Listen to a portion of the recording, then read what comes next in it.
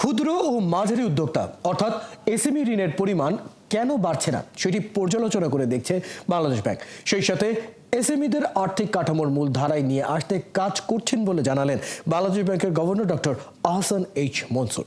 রাজধানী এক হোটেলে নারী উদ্যোক্তাদের জন্য কৃত্রিম বুদ্ধিমত্তা ভিত্তিক ঋণ মান নির্ধারণ এবং ক্ষুদ্র ঋণ বিষয়ে আয়োজিত এক কর্মশালায় এসব কথা বলেন তিনি। গভর্নর বলেন, দেশের ডেটার মূল্যায়ন খুবই কম বলে আমরা পিছিয়ে রয়েছি, তবে প্রযুক্তি নির্ভর বিশেষ করে এআই ব্যবহার করে আমাদের সামনে এগিয়ে যাওয়ার ভালো সুযোগ রয়েছে। দ্রুত সময়ে হয়তো আমরা সেদিকেই যাব।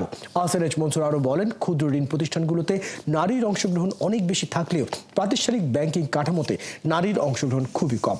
এজেন্ট ব্যাংকিংয়ের ক্ষেত্রে নারীর অংশগ্রহণ অন্তত 50% বাধ্যতামূলক করা গেলে প্রাতিষ্ঠানিক ব্যাংকিং পদ্ধতিকে একেবারে মানুষের ঘরে নিয়ে যাওয়া সম্ভব হবে বলে মনে করেন বাংলাদেশ ব্যাংকের গভর্নর।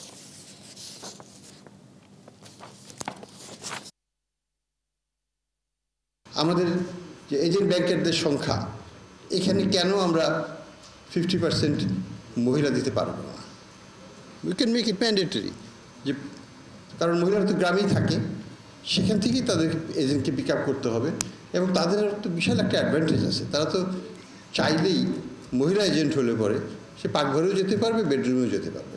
আমরা হয়তো কিছুটা রেগুলেটরি এনফোর্সমেন্টের থ্রুতে এটাকে অ্যাক্সিলারেট করতে পারি, যে ঠিক আছে এজেন্ট ব্যাংকিংয়ের শাখা যদি খুলতে হয় অ্যাটলিস্ট 50% মহিলাদের যে শাখা খুলতে হবে।